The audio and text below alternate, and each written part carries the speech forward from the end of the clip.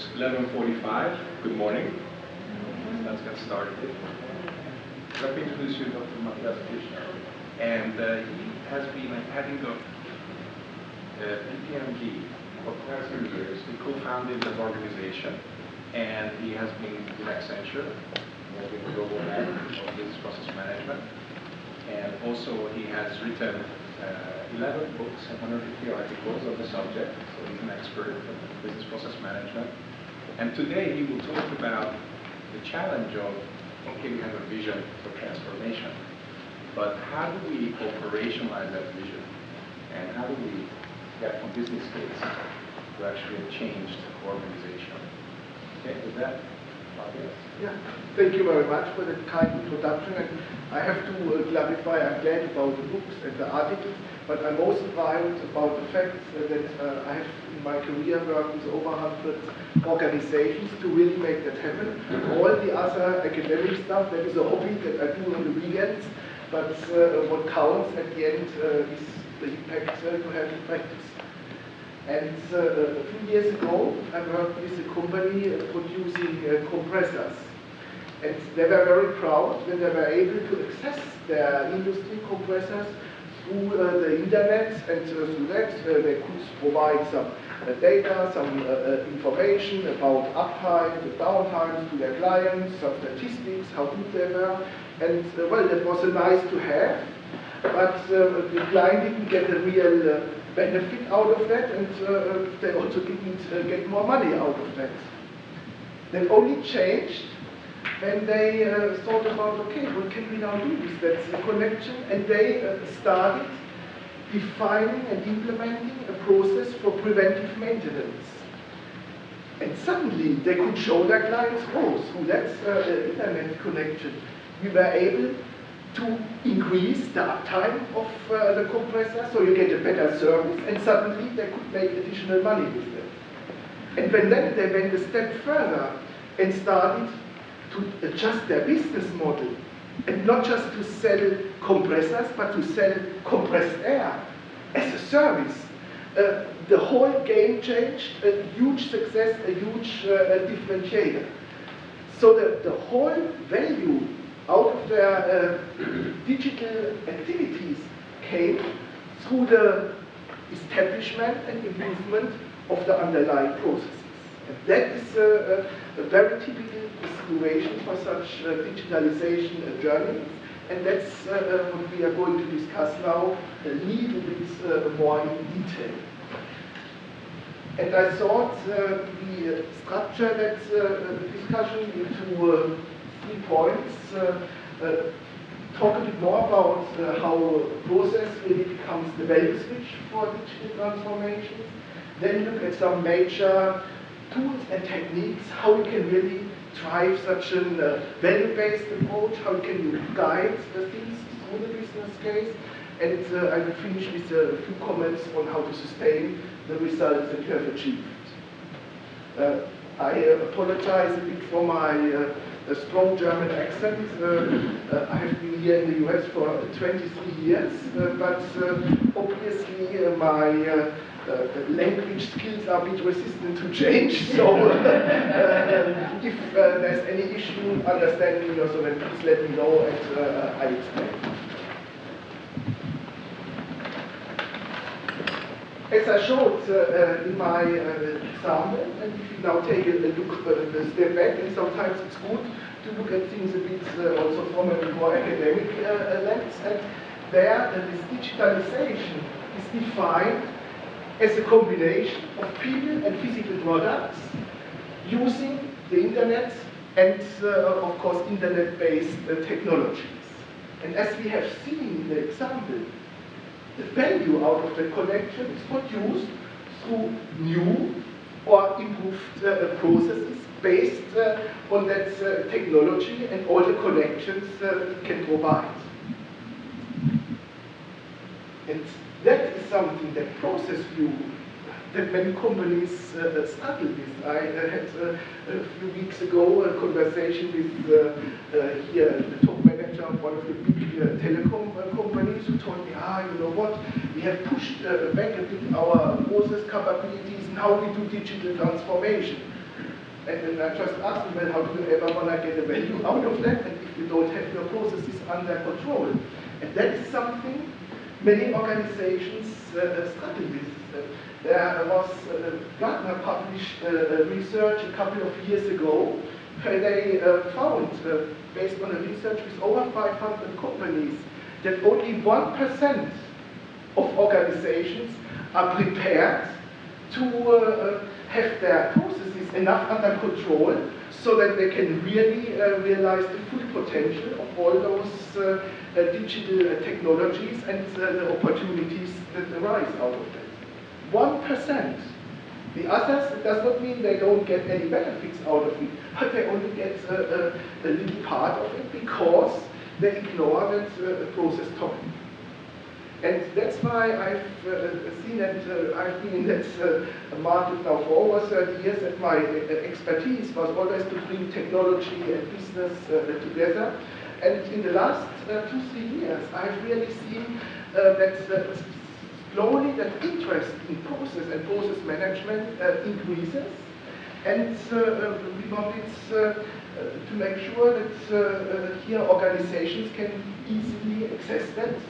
And that was a point when we took also a step back and said, okay, how would you define such process capability? What is a business process management discipline?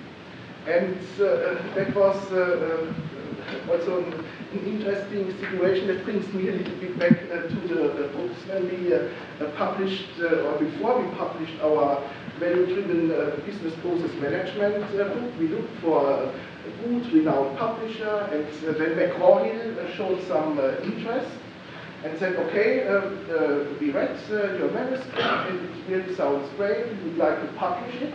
However, we have, of course, already a few hundred books around processes out there. You need to tell us what is specific about yours, and you need to, therefore, write 1 page about why that topic is important without using the word process, because nobody understands it. So my first reaction was, I'm really going to be angry. And said, well, those guys are completely crazy. I can also not write a book about cars and not mention the term car. So that is not possible. And then my colleagues calmed me down and we started thinking about it. And normally it's not that bad. What is process management about? It's about thinking about how you can get your strategy implemented across different functions, how to align people and technology, and suddenly you can make a whole story around process and process management without at all using the term. And that was when we came up also with that short definition: business process management as the management discipline that moves strategy into people and technology-based execution. It does that fast and at minimal risk. And that summarizes everything that process management is about. That has been also quoted hundreds and hundreds of times in academic literature, and that is something executives get. If you talk about the top executives about how to make his strategy happen, how to make sure that we don't just have a lot of technology toys in our IT, but that we think about how to use them to really get value and benefits out of it. That is very key, and that is something when you have discussions around that topic that may be very helpful. But then, of course, there comes quickly the next point. Well, how do we make that happen? And that was the situation when we thought, okay, we need to check what is going on in practice. And we did 4 or 5 years ago research together with a couple of universities with about 260 organizations in different countries, different sizes, who have such a process management capability in place. We collected everything they do, we structured and organized it, and came up with here such a process framework that shows what are the 25 capabilities that successful companies address. Some more, some less, but this is basically what process management is about. And I know when my colleagues see me talk about that slide, they always get a bit pale because I could talk about that for a few days. And that's why we have summarized it a bit, because all those process management capabilities are basically about 3 key topics. Process management helps to focus on what matters most. And that focus and prioritization activity is very, very key, often missed. Second, it improves and transforms, but in a specific context.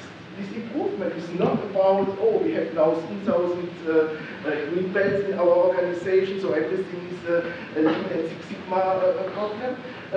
Improve is about understanding the process and then defining how to best address it. Is it something that is rightfully very manual, where I can use some of those traditional techniques?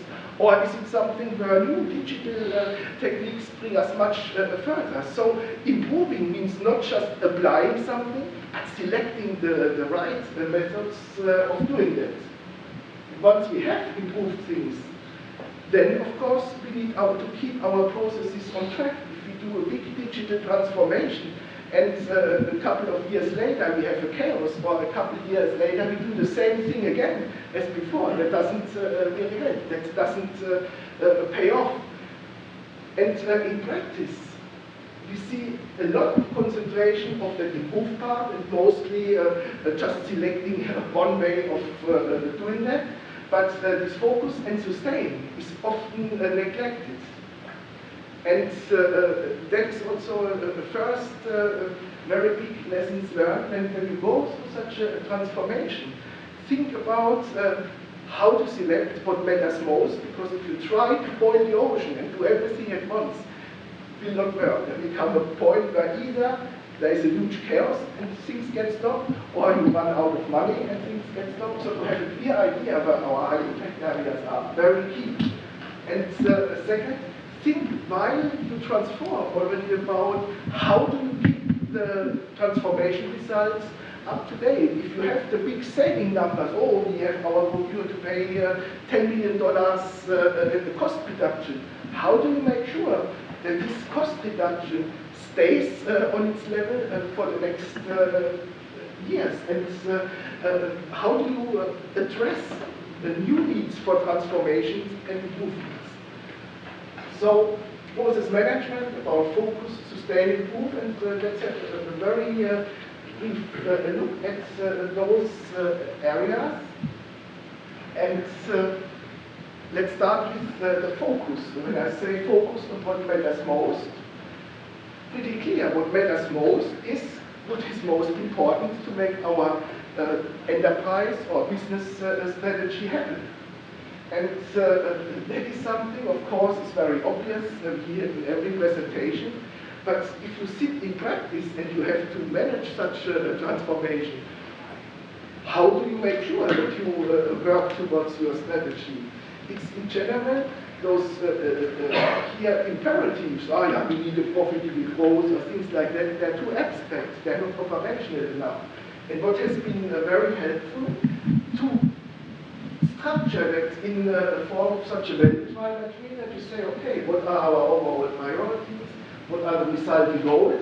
And what are then the value drivers, the things that we have to get right, company-wide, to really achieve those goals? Like one of the priorities could be here, we want to have a high profitability, therefore we need to decrease operating expenses.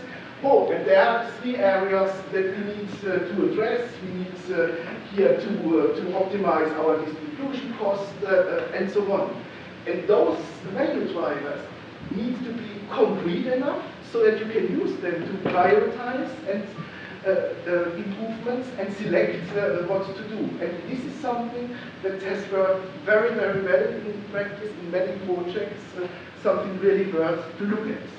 And once you have that in place, you can link those value drivers to your processes, and it has shown to do that best on what we refer to as a level 3, that's level of detail where you describe your entire organization or your entire business unit with about 150 to 200 processes, and then you define for every level 3 process what is the impact on every value driver. And like that, you can then calculate what is the overall impact of the process. And then comes an interesting, again, more research finding. There is very solid information that an organization only competes with about 15 to 20% of their processes. 15 to 20%. 80+% are pure commodity processes, you need to get them right, but if you have sophisticated digitalization and innovation initiatives in these areas, it doesn't pay off.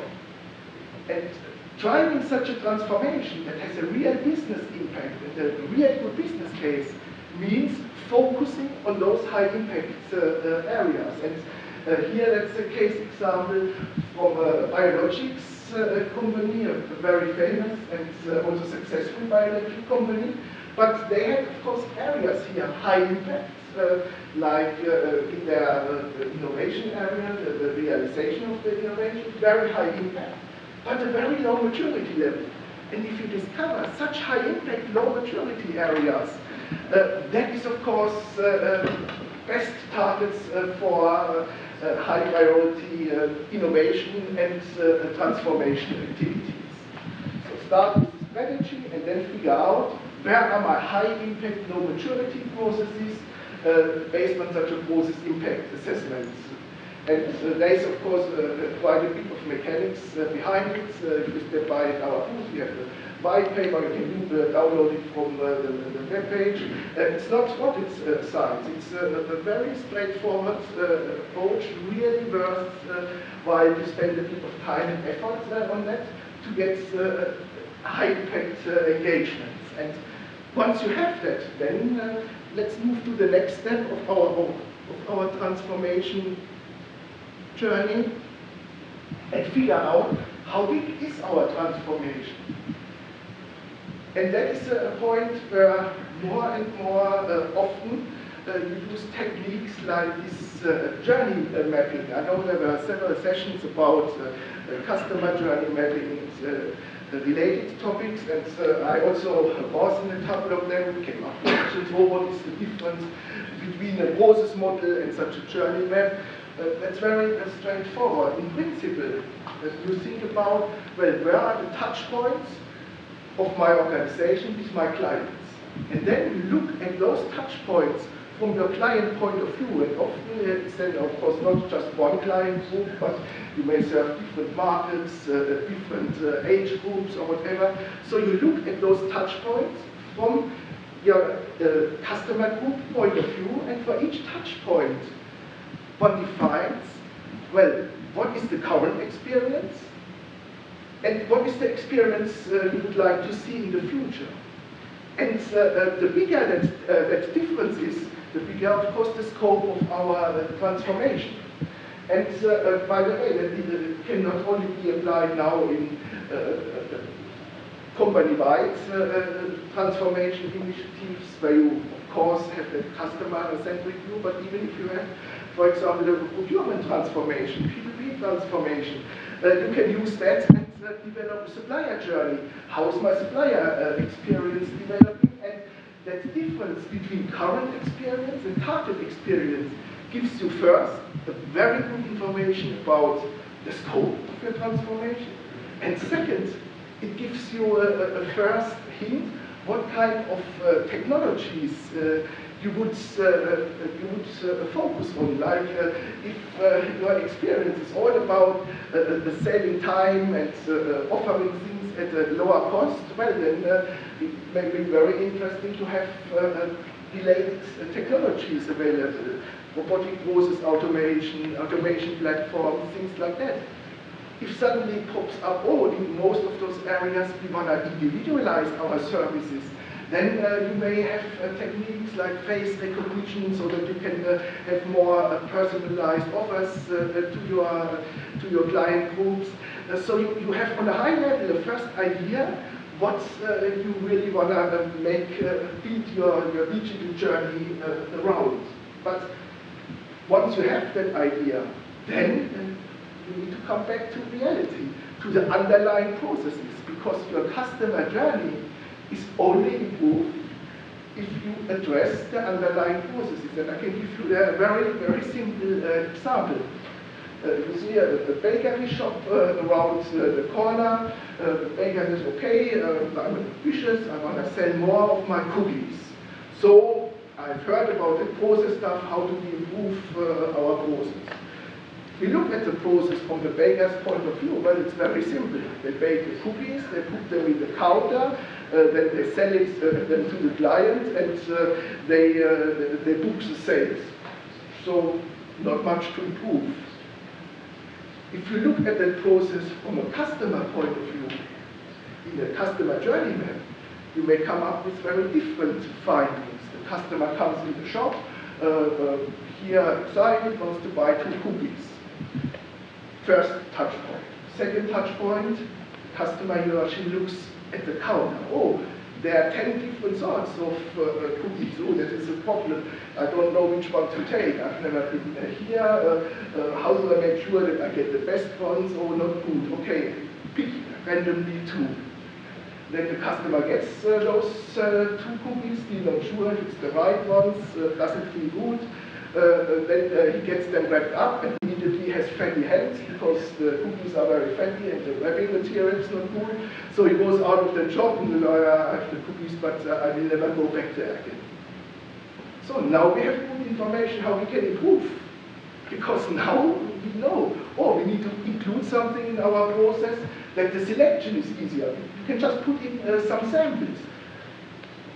And we know, oh, we have a problem with our packaging material.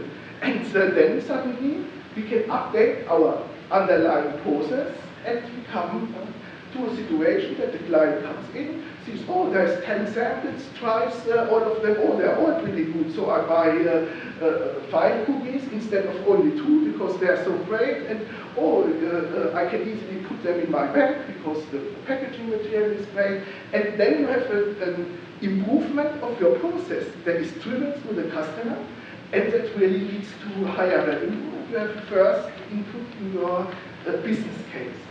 However, in larger organizations, that is of course a bit more complex, because once you have that customer journey defined, it's necessary to understand the underlying processes. And I know very well that there are lots of colleagues who say, okay, all this process mapping and process understanding is not necessary anymore. We have now new technologies that don't require that, and we have those great RPA bots, and we just roll it in, and then they replace the transactional work of people and enter all things by themselves. And in principle, that is right. You can very easily replace the manual work, and you can very easily get those bots up and running. But we worked some time ago with a big financial organization. They had a very ambitious CIO, and in a year he went from 0 to over 1,000 bots live. Huge success, there were even articles about it, everything great. The task was to roll out a very, very good, interesting new platform for their underwriting processes, Uncork platform called. And in the assets analysis, we could very quickly show which of those activities will be eliminated through that new technology, which ones will deliver better results, And here are some processes. We could move right away from 24 to 14 functions, so that specific administrative roles will most likely not be necessary anymore. And very quickly we had a great input in the business case, and we had a great input for people change management as well as technology change management. And once we understand how our processes function, then comes of course the next step. Okay, we know now our high impact areas, we know here our customer journey, we have our goals around that, we have started with our business case. So how do we move that now into the future? And the classical approach is, okay, you have now your as-is processes, now let's start the to-be. And that is of course a valid approach, but in many, especially larger organizations, that leads to challenges later on, because then you implement the process in the first business unit, in the next one you start again from scratch, then you end up with a different to-be process, so you create lots of unnecessary process variations. You move away from a standardization approach that has many advantages. So you create yourself a much more difficult environment for your digital transformation, and that's why an approach that has been already applied 20 plus years ago. I had been working that already when ERP just came up. But now that comes back that you use so-called reference models. That means instead of doing right away your to-be process, you say, okay, based on the challenge we have, the issues we have, based on the technology we want to use, how does that new process in general look like? That's your reference or your design template. And then you bring that together with your as-is process model, and that brings you to the to-be. And this is a reusable template that you can apply in all the different divisions, so that you enable, on one hand, a standardization, but on the other hand, you reduce time for the rollout significantly. We had done studies that time was reduced 50 to 70% from one area to the next one. Of course, I had lately some discussions where they asked, well, why is it not 90%? There is still variations to manage, but that reference model-based approach, really great. Then we have our digital to-be process, and we can move from that on and use that as the guideline, on one hand, for our technology realization, because that now tells us how we have to configure and architect our technology components under that. And the great value proposition is that the same information you would also use to manage the people side of things. And that leads to that alignment between business and technology, between people and technology, because you use those to-be process models for your change management, the information, communication, and training, so that people get trained exactly based on the design that we have for our transformation. And we can use that to change the way how we manage people, our workforce. We had, I think, a very good keynote this morning about workforce management, and that is, in these digital transformations, often a huge topic, because if you think that you then automate many of your transactional processes, and then people suddenly have to focus on handling the exceptions. That means you have new and different roles, and the management of these areas have to combine digital workforce and people workforce. They have also to monitor their robots that they have in there. They have to make sure that they are performing well. So that whole workforce management approach needs to be transformed and needs to be part of this digital transformation. So that we are now in a situation that we have, on one hand, addressed our we understand how our future processes work, so how do we deliver on our business case. we understand how we use that information for the technology side, for the people side, and then we can get things done and move to our business as usual. And as I mentioned at the beginning, at this point, it's important to have mechanisms in place to keep those processes on track. And there's one big topic around process governance, and nowadays more about process and data governance. So what kind of roles like process owners, process stewards, process sponsors you need in place, what kind of governance bodies, and to have there an approach that is on one hand powerful enough to keep processes in place, but on the other hand flexible enough that you don't hold things up. Very, very important. And you can resolve that, by the way, again, by defining the appropriate governance processes. So the process notion comes again back in, and those processes will only work if you have your hands around the knowledge of your operational business processes. And that's why the whole topic around repositories, around efficient process modeling, around process mining, very, very important, not only during the transformation, but also to keep processes in place. And I got the sign, we are at the end of the hour, and I know we all are hungry and wait for lunch. So with that, I finish the presentation. I know it was only a very quick overview. We have a lot of material that you can download for free from our webpage, a few books how to discuss some of those topics. Of course, I'm always glad to talk, discuss that later on. You can drop me a note or just step by our table downstairs. And thank you very much. I really appreciate that you made it to the session.